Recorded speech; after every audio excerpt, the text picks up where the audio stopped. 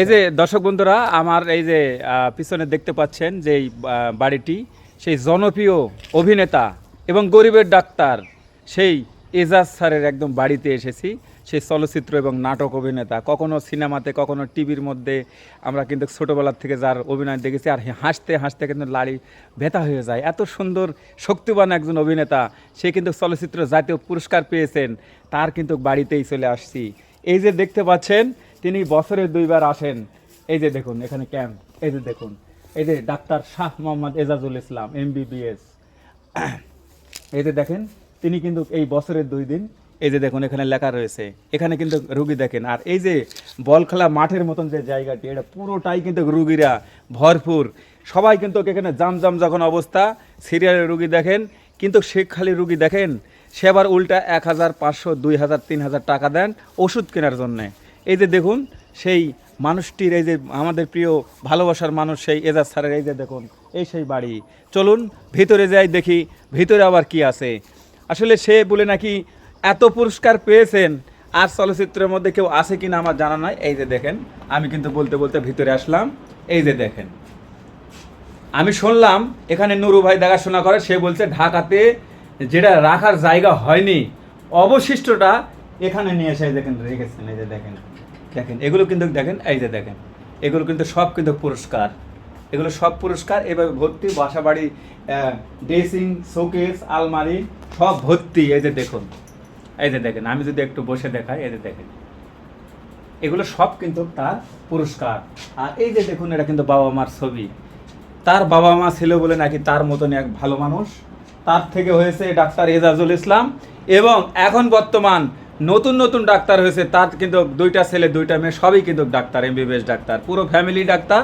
এই যে দেখুন, এই যে স্যারের যে ইয়াং যখন তখনকার কিন্তু এই দেখেন সেম।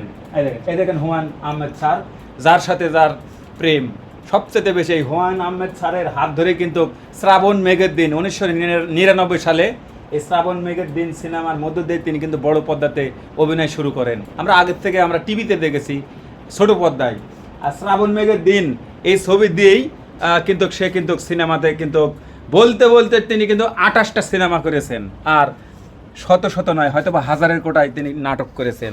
সেই ভালোবাসার মানুষ সেই এজাজ স্যারের একদম বাড়িতেই, গ্রামে এসে আমি অনেক লোকের সাথে কথা বলেছি। রাস্তা দিয়ে যখন আমি আসি, অনেকে কিন্তু কেঁদেছেন, 2টা মুরব্বী কিন্তু কাঁদছেন। আমি বলি কেন কাঁদলেন? বলছে আরে এরকম মানুষ হয় না।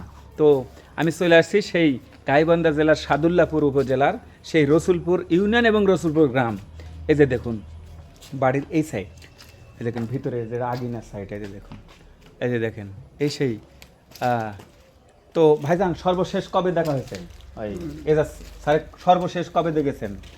এই আপনার তো ওই মাসের কয় তারিখে যে আসলে এই ডেটটা, ও এখানে আসছিলেন? হ্যাঁ, ও এখানে এই এসেছিলেন? রুগী আসি নিয়ে গেছে উনি। তাই এই রুগী?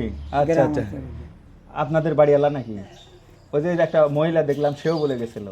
হ্যাঁ, এখানে 3টা করে ঢাকা পর্যন্ত উনি নিয়ে গেছিল। নিয়ে গেছেন তো, যাই হোক পিজিতে নিয়ে গেছিল।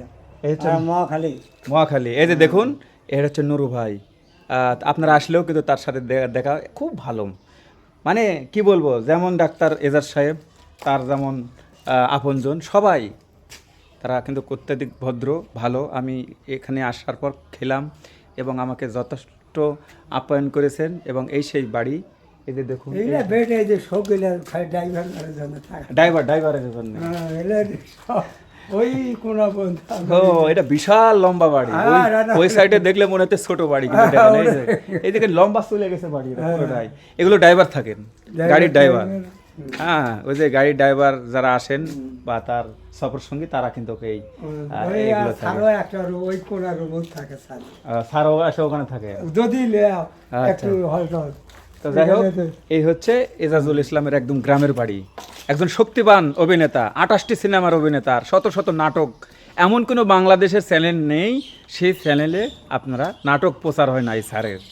তো যাই হোক, আমি গ্রামের বাড়ি কিন্তু আপনাদের ঘুরে ঘুরে দেখালাম। সবাই ভালো থাকবেন, সুস্থ থাকবেন, বেশি বেশি শেয়ার করে দেবেন। আমি সেই রসুলপুর, সাদুল্লাপুর এবং গাইবান্ধা থেকে বিদায় নিলাম। আল্লাহ হাফেজ।